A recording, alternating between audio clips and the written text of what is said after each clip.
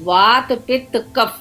यदि वात ऊपर है तो वात जनित रोग होंगे, पित्त ऊपर है तो पित्त जनित होंगे, और कफ ऊपर है तो कफ जनित होंगे। और यदि ये तीनों सम मात्रा में है तो व्यक्ति स्वस्थ की श्रेणी में कहा जाता है। जिस व्यक्ति के अंदर ये चार चीजें यदि व्यवस्थित हैं तो व्यक्ति की निश्चित रूप से जीवन शैली स्वस्थ होगी। गीता में भी कहा गया है कि एक पंख से पंछी नहीं उड़ सकता, उसी प्रकार से इस मन को नियंत्रित करने के लिए, स्वस्थ जीवन शैली में जाने के लिए आपको अभ्यास और वैराग्य दोनों को साथ में लेकर चलना है।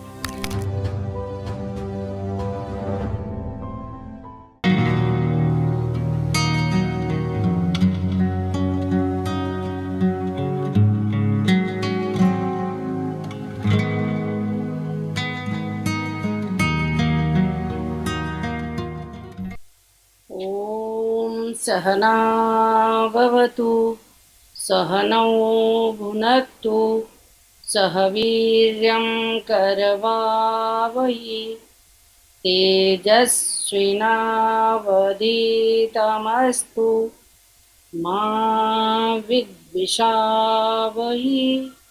ओम शांति शांति शांति। मैं डॉक्टर अंतिम जैन और उनकी टीम को बहुत बहुत बधाई देती हूँ और आभार व्यक्त करती हूँ कि उन्होंने मुझे आप सबके बीच उपस्थित होने का एक अवसर प्रदान किया है। आज की जो सेमिनार की थीम है योग एंड हेल्दी लाइफस्टाइल, आज वर्तमान की महती आवश्यकता है।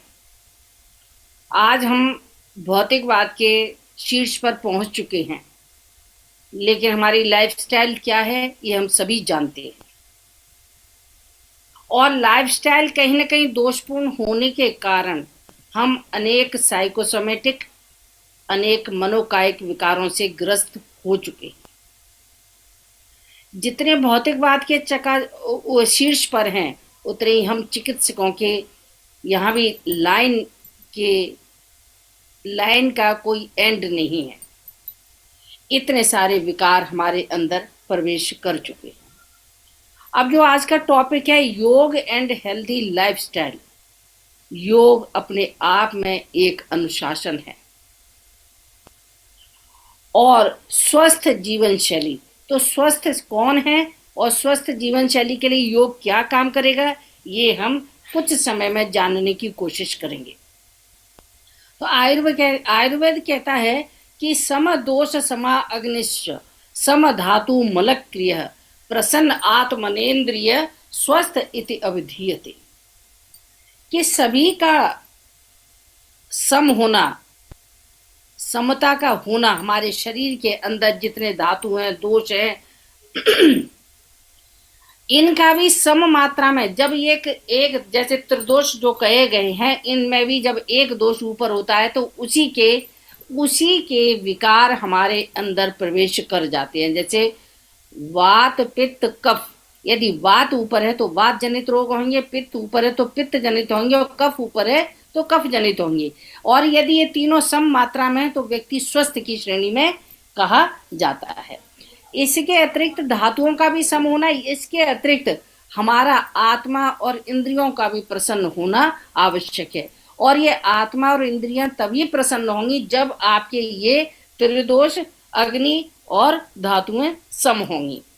और इसी को स्वस्थ की परिभाषा और स्वस्थ की संज्ञा दी गई है। और साधारण रूप में यदि हम कहें कि स्वस्थ कौन, तो जो स्वयं में स्थित वही स्वस्थ। और स्वयं में स्थित कौन, जो विकार ग्रस्त ना हो और जो सकारात्मकता से ओतप्रोत हो, वो स्वयं में स्थित होगा।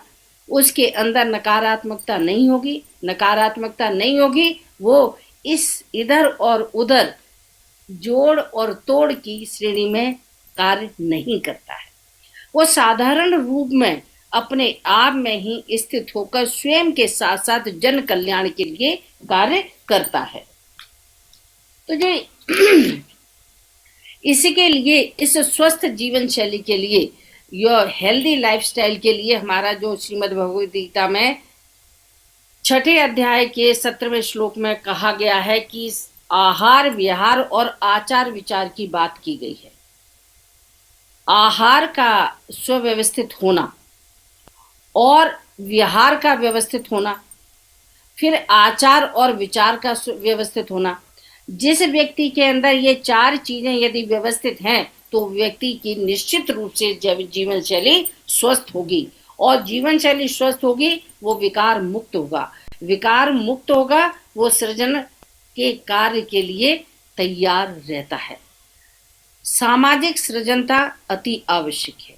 और यौगिक जो योग में कहा गया है कि सबसे पहले उन्होंने कहा कि योगस चित्त वृत्ति निरोधः। तो योगस चित्त वृत्ति निरोध को प्राप्त करने के लिए आहार विहार आचार विचार का होना, व्यवस्थित होना अति आवश्यक है। देन कहते हैं महर्षि पतंजलि की तदा द्रष्टु स्वरूपावस्थानम। यदि ये 4 चीजें व्यवस्थित हैं तो समत्वम योग उच्यते गीता कहती है, और महर्षि पतंजलि कहते हैं कि तदा द्रष्टु स्वरूपावस्थानम। अब ये जो अनेक प्रकार के विचार हैं जो हमें नकारात्मकता की ओर ले जाते हैं, उनको सकारात्मक करने के लिए महर्षि पतंजलि ने कहा कि व्रत है पंचतय क्लिष्टा क्लिष्टा। असंख्य विचार उन्होंने 5 कैटेगरी में समाहित कर दिए, और इनको उन्होंने कहा कि अभ्यास वैराग्याभ्याम तन्निरोधः, कि ये जो विचार हैं आप इनको अभ्यास और वैराग्य के माध्यम से नियंत्रित कर सकते हैं। अकेला अभ्यास भी काम नहीं करेगा और अकेला वैराग्य भी काम नहीं करेगा। करत करत अभ्यास के जड़मत होत सुजान। कोई भी व्यक्ति कितना भी मूड क्यों ना हो, लेकिन यदि निरंतर अभ्यास कर रहा है तो निश्चित रूप से वो अपने गंतव्य को, अपने उद्देश्य को प्राप्त करता है। और योग में निरंतरता चाहिए, लंबा समय चाहिए। तो महर्षि पतंजलि ने यह भी कहा कि सत दीर्घ काल निरंतर सत्कारा सेवितो दृढ़ भूमि। तो इन सारी चीजों को प्राप्त करने के लिए सबसे पहले स्वयं में नियंत्रित होना, स्वयं में अनुशासित होना अति आवश्यक है। और जो योग का पहला सूत्र है अथ योगानुशासना। अब इस अनुशासित जीवन को योग में, अनुशासित जीवन योग है और योग ही अनुशासित जीवन है। जिसके अंदर अनुशासन है उसके अंदर निश्चित रूप से योग समाहित हो चुका है। क्योंकि जब व्यक्ति का मन अनुशासित होता है तो कभी भी किसी भी प्रकार की विपरीत परिस्थिति आने पर भी वो अपने को कभी भी विचलित नहीं होने देता है, या होता ही नहीं है। तो महर्षि पतंजलि ने कहा कि जिस प्रकार गीता में भी कहा गया है कि एक पंख से पंछी नहीं उड़ सकता, उसी प्रकार से इस मन को नियंत्रित करने के लिए, स्वस्थ जीवन शैली में जाने के लिए आपको अभ्यास और वैराग्य दोनों को साथ में लेकर चलना है। वैराग्य से यहाँ मतलब ये नहीं है कि आप कोई साधु संत या पीले वस्त्र पहन लें, लंबी जटाएं बढ़ाने। मन का वैरागी होना अर्थात विलग होकर के, अर्थात सांसारिकता में कार्य रह करके भी कार्य करना, यही हमारा योग है और यही वैराग्य है। जब हम आसक्त होकर कार्य करते हैं तो वो कार्य फल तो देता है, लेकिन जितना देना चाहिए उतना नहीं देता है। तो इस निरासक्त भाव से किया गया कार्य आपको निश्चित रूप से आपके उद्देश्य की प्राप्ति कराता है। गीता भी कहती है कि आसक्ति रहित होकर कार्य करो। तो फल की इच्छा हम ना करें, हमें फल ईश्वर पर छोड़ देना चाहिए। और जब ये हमारे आहार की बात, आहार और विचार पर हम आते हैं, क्योंकि समय कम है, गीता ने कहा कि आहार, और हठयोग कहता है मिताहार। आहार व्यवस्थित हो, हमारे मन के अनुकूल हो और सात्विक हो। सात्विक आहार हमारे अंदर सद्विचारों की को निर्मित करता है। और हठयोग कहता है कि मिताहार, जो मित हो और हितकारी हो, शरीर के लिए हितकारी हो और मन के साथ के लिए मित हो। तो महर्षि पतंजलि ने आहार के लिए सबसे पहले स्वयं के नियंत्रण की बात की, उन्होंने आहार की कोई बात नहीं की है। उन्होंने विहार की भी कोई बात नहीं की, लेकिन उनके सूत्रों से जो अनुशासित जीवन शैली की बात कही गई है वो आहार विहार आचार विचार सब कुछ उसमें समाहित हो जाता है। अब जो मैं हठ योग कहता है तो हठ योग में हठ प्रदीपिका के पहले अध्याय में घेरन संहिता में भी सभी हठ योग के ग्रंथों में आहार की चर्चा की गई, क्योंकि आहार मोस्ट इम्पोर्टेंट है हमारे जीवन के लिए, क्योंकि जीवन को चलाना है तो आहार ही आवश्यक है, लेकिन आहार कितना हो, कैसा हो और कितना लेना चाहिए ये हमको पता होना चाहिए। कुछ लोग कहते हैं कि हमारे अपने जो हमारी पेट की आवश्यकता है, शरीर की आवश्यकता है, उसका आधा भाग लेना चाहिए, एक भाग खाली छोड़ देना चाहिए, एक भाग वायु के लिए छोड़ना चाहिए। कुछ लोग कहते हैं कि 3 भाग भोजन है और 1 भाग छोड़ दें। तो मेरा कहना ये है कि हमें शास्त्र का पालन करना चाहिए, लेकिन आपके शरीर की आवश्यकता 3 रोटी की है तो आप उसमें आधी रोटी कम खाएं, तो आप अपने को बहुत हल्का और बहुत प्रसन्न चित्त महसूस करेंगे। लेकिन जब शरीर आवश्यकता 3 की है और आप 4 रोटी खाएंगे तो शरीर में हैवीनेस होगी, आलस्य आएगा, और आलस्य चित्त किसी भी कार्य करने में परिपूर्ण नहीं होता है। इसलिए कम खाना योग में बताया गया है और हितकारी बताया गया है, स्निग्ध बताया गया है, दुग्ध के साथ बताया गया, बहुत सारी चीजें। तो हम इनमें से पूर्णतः नहीं, लेकिन यदि हम आंशिक भी यदि इनका पालन करते हैं तो हम निश्चित रूप से स्वस्थ रह सकते हैं। फिर बात आती है व्यवहार की, तो हमारा व्यवहार भी ऐसा हो जो सात्विकता से पूर्ण हो। उस व्यवहार को हमें स्वयं निर्मित करना है, कोई दूसरा निर्मित नहीं करता है। आपको आचार विचार आहार विहार सब आपके निर्मित आपके द्वारा निर्मित होना है। दूसरा व्यक्ति आपको बिल्कुल सात्विक स्थान पर रख दे, लेकिन यदि आपका मन कलुषित है तो वो सात्विकता आपको किसी भी प्रकार से प्रभावित नहीं कर पाएगी, आपको उसके लिए तैयार होना पड़ेगा।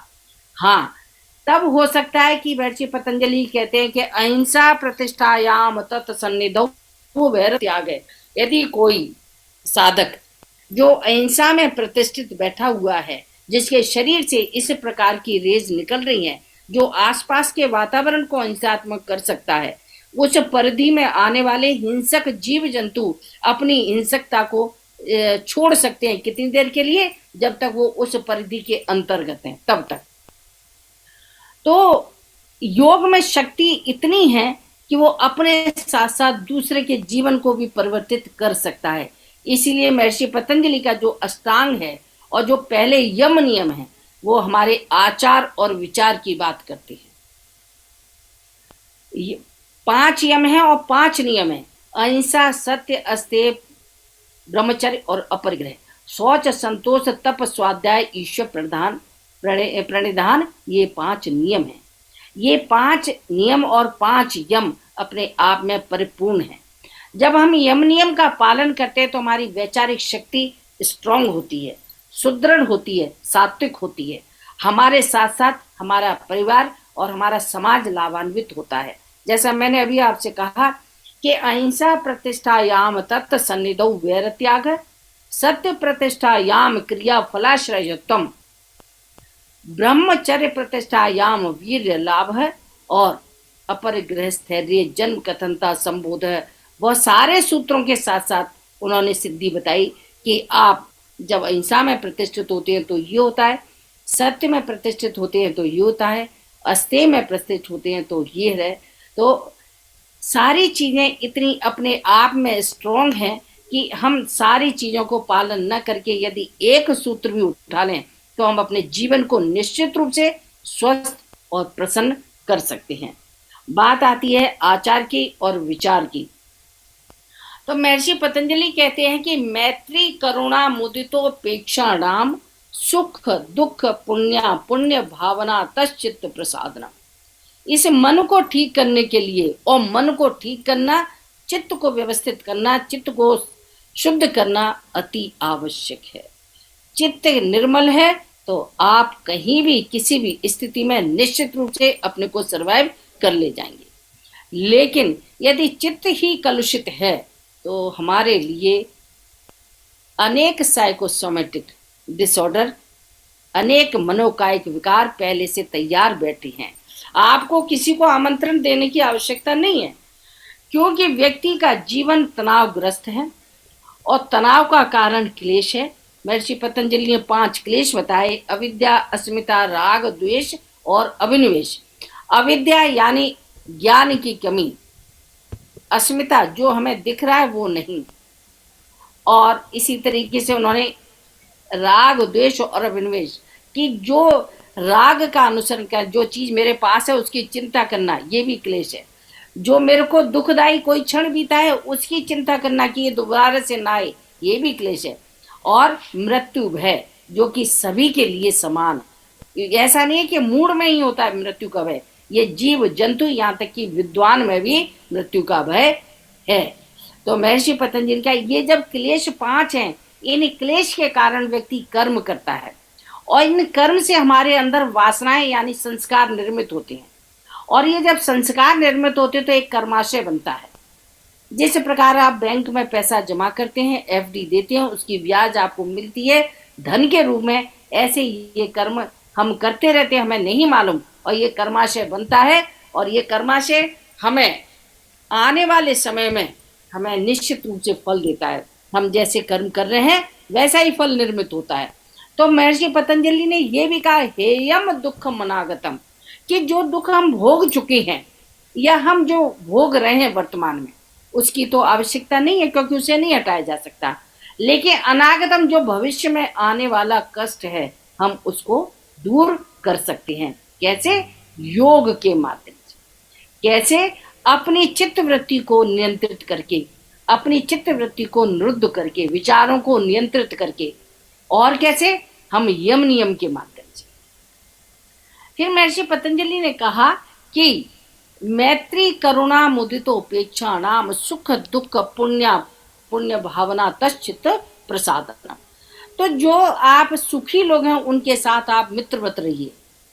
ऐसा मत करिए कि जिनको आप जानते हैं लेकिन अंदर से आपका दिल बहुत उनके प्रति कलुषता से भरा हुआ है, लेकिन उनका धन देख करके हम उनके आगे बड़ा अच्छा प्रसन्न होकर के मुस्कुरा के उनका स्वागत कर रहे हैं। ये ऐसा ऊपरी व्यवहार न करके हमें जो सुखी लोग हैं उनके साथ मित्रवत, जो दुखी हैं, किसी कारण से पीड़ित हैं, उनके साथ करुणापूर्ण, जो पुण्यवान लोग हैं उनके साथ हर्षित, और जो समाज के लिए अपुण्यवान हैं, ठीक नहीं है, ऐसे लोगों के साथ उपेक्षित रहना आवश्यक है। कैसे? किस लिए? आपको अपनी चित्त की स्थिति, अपने मन के विचार, अपने विचारों को, अपने मन को शुद्ध रखने के लिए, स्थिर रखने के लिए, सरल रखने के लिए इस व्यवहार को मानना अति आवश्यक है। फिर महर्षि पतंजलि ने कहा कि आसन और प्राणायाम, और पंचकोश में अन्नमय कोश, प्राणमय कोश, पहले 2 कोश हैं। स्वस्थ रहने के लिए अन्नमय कोश और प्राणमय कोश, इन 2 को यदि आपने ठीक कर लिया है, इन 2 को आपने नियंत्रित कर लिया है, इन 2 को आपने अभ्यास के माध्यम से, अपने आहार विहार, आचार विचार के माध्यम से यदि आपने इनको ठीक किया है, तो आप स्वस्थ जीवन शैली निश्चित रूप से अपना चुके हैं और योग के मार्ग पर आगे बढ़ गए हैं। तो आसन आपको शारीरिक स्वास्थ्य देता है। आसन करने से आपके इंटरनल ऑर्गन्स की मसाज होती है, जिससे आपके इंटरनल ऑर्गन्स बहुत अच्छी, उनकी फंक्शनिंग बेटर हो जाती है और आप स्वास्थ्य गेन करने लगते हैं, प्राप्त करने लगते हैं। प्राणायाम से जो शरीर जीवन का आधार है, प्राण को नियंत्रित करते हैं, प्राण स्वस्थ रहता है। आपके लंग्स, हार्ट और ब्रेन प्राणायाम के अभ्यास से स्वस्थ रहते हुए अच्छा कार्य करते हैं, और जिस व्यक्ति के लंग्स, हार्ट और ब्रेन ये तीनों ही हेल्दी हैं और अच्छा कार्य कर रहे हैं, तो वो निश्चित रूप से स्वस्थ जीवन शैली अपना चुका है, हमें ये जान लेना चाहिए। इसके बाद आता है प्रत्याहार, अर्थात आपका अपने सेंसेस पर नियंत्रण। और जब आपने आसन और प्राणायाम किया है, यम नियम किया है, आंशिक भी किया है, तो आपका स्वयं के ऊपर नियंत्रण निश्चित रूप से आ ही जाता है। देन धारणा, ध्यान, समाधि, ये एक के बाद एक कन्वर्ट होने वाली प्रक्रिया है। हम ये नहीं कह सकते कि ये धारणा, ये ध्यान और ये समाधि। धारणा ध्यान में कन्वर्ट होती है और ध्यान समाधि में कन्वर्ट होता है। देशवंदस चित्तस्य धारणा तत्र प्रत्ययिकता नता ध्यानम और तदेवार्थ मात्र निर्वासम स्वरूप शून्यम एव समाधि। अर्थात जिस प्रकार से हम दूध को बॉईल करते हैं और अग्नि की निरंतरता साथ में रहती है तो दूध गाढ़ा होता है, रबड़ी में कन्वर्ट होता है, और जब अग्नि की निरंतरता साथ है बराबर तो वो मावे में कन्वर्ट होता है, और मावा अनेक प्रकार की मिठाइयों में कन्वर्ट होकर आप सामने मिठाई की दुकानों पर देखते हैं। ऐसे ही प्राणायाम की निरंतरता हमको प्रत्याहार में ले जाती है, और प्रत्याहार की निरंतरता हमको धारणा, और धारणा ध्यान में ले जाकर समाधि में हम पहुंचते हैं, और समाधि के फलस्वरूप हमें अनेक प्रकार की सिद्धियां, जैसे मैंने कहा मावा अनेक प्रकार की मिठाइयों में बट जाता है, डिवाइड कर देते हैं हम या स्वरूप दे देते हैं, ऐसे ही हमें समाधि के माध्यम से अनेक प्रकार की सिद्धियां प्राप्त होती हैं। तो मैं आपसे ये कहना चाहती हूँ कि आज की जो जीवन शैली है वो तनावग्रस्त है। तनावग्रस्त होने के कारण व्यक्ति अनेक साइकोसोमेटिक डिसऑर्डर से घिर चुका है, और इन साइकोसोमेटिक डिसऑर्डर से दूर रहने के लिए योगमय जीवन शैली को अपनाना आवश्यक है। क्यों? क्योंकि योग एक ऐसी कला है, एक ऐसा सहज और सरल उपाय है। हठ योगियों ने कहा, इसके पहले एक और बताना चाहती हूँ आपको 1 मिनट में, कि हमारा जो पृष्ठ वंश है ये बड़ा इंपॉर्टेंट है। पेल्विक रीजन आपका बहुत इंपॉर्टेंट है। जितनी भी शक्तियां हैं वो आपके पेल्विक रीजन से स्टार्ट होती हैं और आपके पृष्ठ वंश में, लेकिन हम अपने बैक को कभी भी प्रॉपर न एक्सरसाइज देते हैं न उसकी देखभाल करते हैं। जिस प्रकार देखिए, जब आप मकान बनवाते हैं तो मकान का फ्रंट एलिवेशन आप बहुत अच्छे से सजाते हैं, लेकिन घर का जो बैक की जो वॉल होती है उस पर कई बार कई लोग प्लास्टर भी छोड़ देते हैं। मैं नहीं कहती कि सभी छोड़ते हैं, लेकिन हाँ कई लोग छोड़ देते हैं कि जब पड़ोसी का घर बनेगा तो अपने आप प्लास्टर हो जाएगा।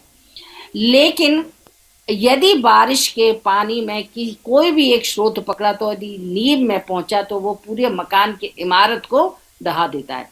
ऐसे ही योग कहता है कि पेल्विक रीजन में जो सुप्त शक्तियां हैं इनको जागृत हम योग के माध्यम से करते हैं, और योग क्या करता है, इन सोई हुई हमारा जो शरीर है और हमारा जो ब्रेन है ये 10% भी हम इसको उपयोग में नहीं लाते हैं। अभी डॉक्टर साहब का शायद लेक्चर होने वाला है या हुआ है, मुझे नहीं पता है। आप बहुत सारे विकारों को उनके विषय में उनसे सुनेंगे और जानेंगे, उनका ट्रीटमेंट भी जानेंगे डॉक्टर की हैसियत से।